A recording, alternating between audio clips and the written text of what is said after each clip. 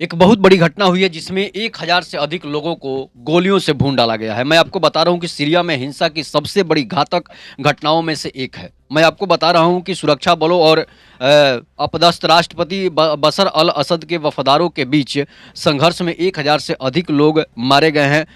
Associated press की report के मुताबिक हिंसा गुरुवार को तब भड़की जब सरकार के पक्ष में बंदूकधारियों ने पूर्व राष्ट्रपति असद के प्रति वफादार जो है अलावी अल्पसंख्यक संप्रदाय के खिलाफ बदला लेने के लिए हत्याएं शुरू कर दी गई है। क्रांतिकारियों ने बताया कि हिंसा अस्थायी रूप से की गई है और सरकार ने अधिकांश क्षेत्रों पर नियंत्रण वापस ले लिया है।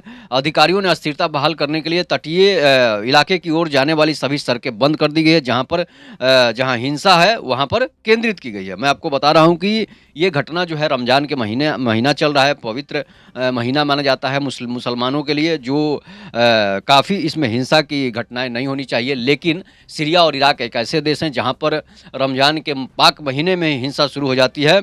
अब हिंसा क्यों भड़की है इसके बारे में भी थोड़ा सा हम आपको बता देते हैं।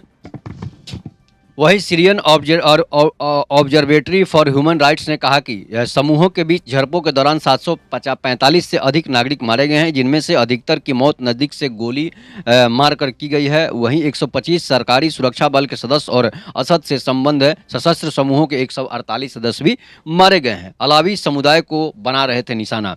वहीं सीरियन ऑब्जर्वेटरी जो है इसके अनुसार जो मैंने आपको बताया, असद के शासन के दौरान अलावी लोगों को सेना में उच्च पद और अन्य विशेषाधिकार प्राप्त पदों का आनंद मिला था। हालांकि 3 महीने पहले नई सरकार के लागू होने के बाद अलावी लोगों को पूर्व राष्ट्रपति से उनके संबंध जो है के लिए बार बार निशाना बनाया जाता रहा है। घरों में भी लूटपाट की गई है। ब्रिटेन स्थित Syrian observatory for human rights के ने कहा कि हिंसा के साथ साथ लताकिया शहर के कई अलावी बहुल इलाकों में बिजली और पेयजल की आपूर्ति भी बाधित की गई है। अलावी गांवों के निवासियों ने एसपी को बताया कि समुदाय के कई लोगों के घरों में लूटपाट की गई और महिलाओं के साथ बलात्कार भी किए गए हैं। ये अलावी समुदाय जो है एक अलावी जाति है मुस्लिम समुदाय में, जहां पर ये इसके साथ घटना की गई है। महिलाओं को नंगा करके सड़कों पर भी घुमाया गया है। लेबनानी राजनीतिज्ञ हैदर नासरे, जो अपने देश की संसद में अलावी संप्रदाय के लिए आवंटित 2 सीटों में से एक पर काबिज हैं, ने कहा कि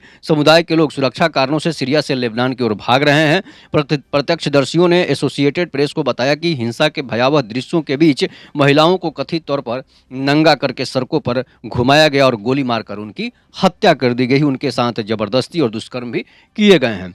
ये सबसे बुरी तरह प्रभावित कस्बों में से एक बनियास में 100 सड़कों और इमारतों की छतों पर फेंके देखे गए क्योंकि बंदूकधारियों ने नागरिकों को लंबे समय तक उन्हें दफनाने से रोक रखा था। एक निवासी ने कहा कि यह बहुत बुरा था, 100 सड़कों पर पड़े थे।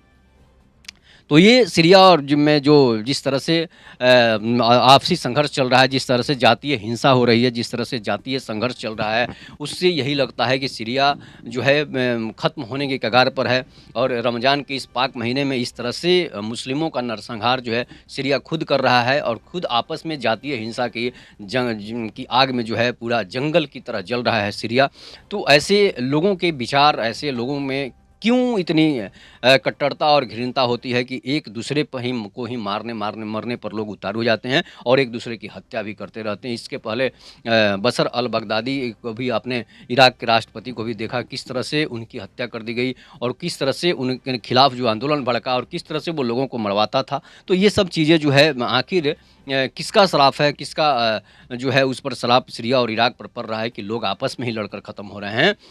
उससे बेहतर हम लोगों का देश भारत है, जो कि आज तक जातीय हिंसा की आग में नहीं जला है। छिटपुट घटनाओं को छोड़ दिया जाए तो भारत कभी भी आज़ादी हो या फिर जब से सनातन काल से चला आ रहा है कि कभी भी जातीय हिंसा यहाँ पर नहीं हुई है। लेकिन कुछ समय में कालांतर में तो नहीं हुई है, लेकिन ये जो समय है जिसमें पूर्व की सरकारों में कुछ घटनाएं हुई हैं जो जातीय हिंसा की घटनाएं हुई है, लेकिन इतना जातीय हिंसा की घटनाएं इतना नहीं भड़का है कि लोग राष्ट्रपति और प्रधानमंत्री को भी छोड़कर भागना पड़े।